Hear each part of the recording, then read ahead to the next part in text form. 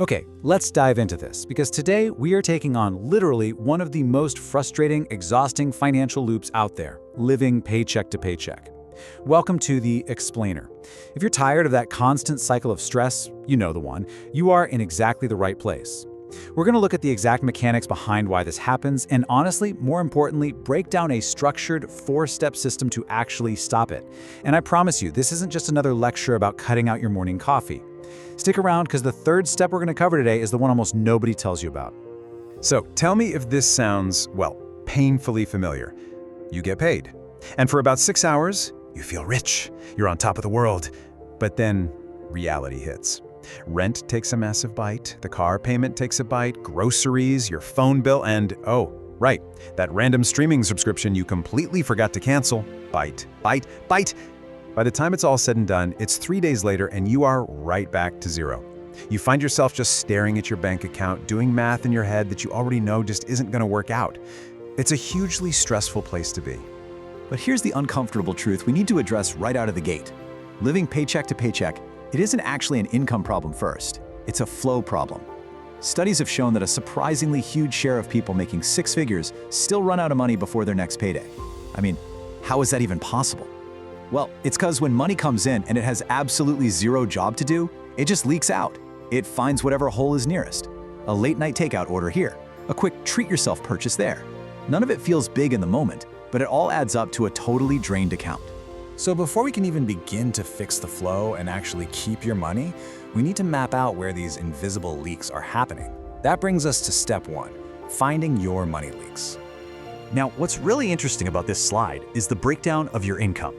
You've got your fixed costs and your variable costs, which you probably already know. But consider that last slice. Roughly 15 to 20% of your income vanishes into what we call mystery spending. This proves something absolutely vital. Most people who feel broke aren't actually broke. They're blind. They literally have a blind spot where an entire fifth of their income just evaporates every single month. Tracking down that invisible 20% slice, that's usually your golden ticket out of the paycheck to paycheck cycle. To find that missing slice, we have to stop guessing. The very first step is to honest-to-goodness track every single expense for 1 full month. I'm talking a real 30 days here, not just a vague idea of what you spend in your head, but tracking every coffee, every utility bill, every forgotten subscription, and yep, every single $4.99 app charge. You can use a notes app, a simple spreadsheet, your banking app. The tool really doesn't matter. What matters is getting real, hard numbers for what's coming in and exactly what is going out. Done honestly, this solves half your problem before we even utter the word budgeting.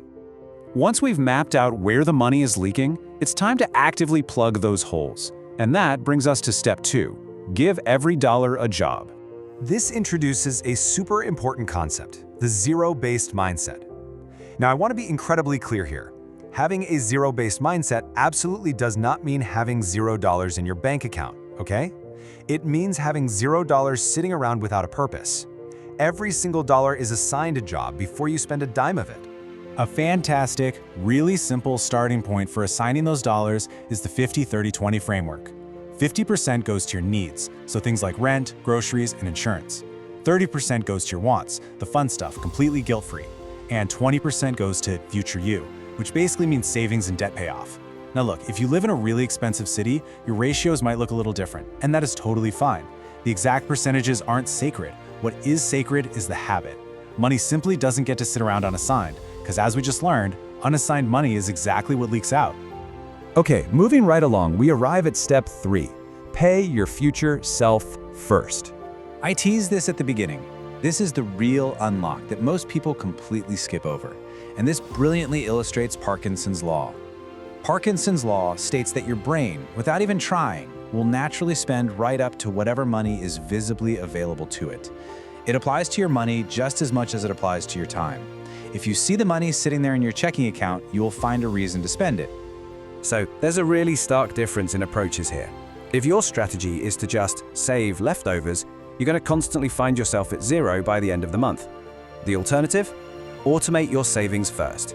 You have to set up an automatic transfer for the exact same day you get paid.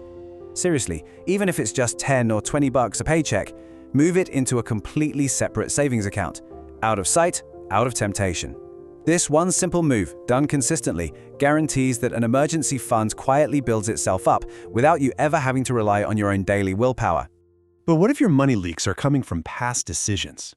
That takes us to step 4, attack the debt snowball. Now, you might think we're going to dive deep into complex interest rate calculators right now, but we aren't. Why?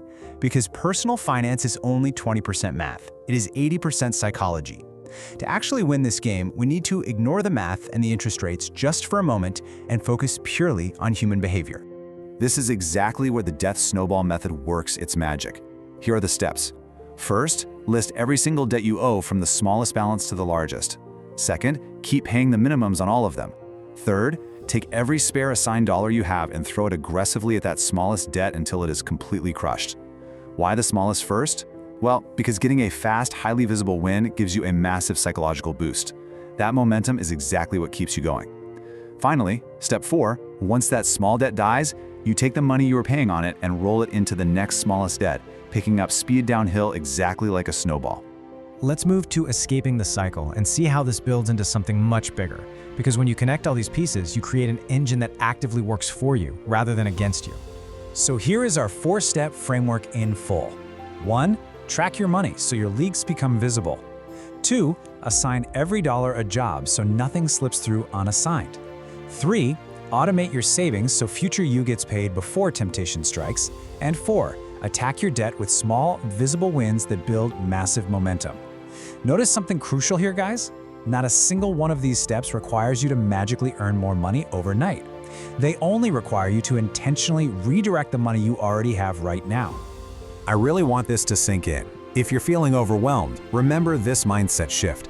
Living paycheck to paycheck isn't a life sentence. It is simply a systems problem. And systems can be fixed.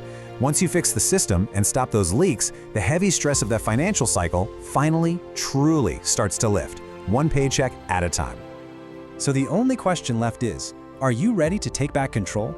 If this explainer helped clarify things for you, I want you to do one simple thing right now. Open your banking app and check your balance. Don't stress about the number, just look at it clearly. That's step 1, and it literally takes 30 seconds. And hey, make sure to join us for our next explainer, where we're going to break down exactly how big your emergency fund should actually be, and why the old advice of 3 to 6 months of expenses is really only half the story. See you then. But before you go, ask yourself, what could your life look like if your paycheck was a tool for your future instead of just a lifeline for your present?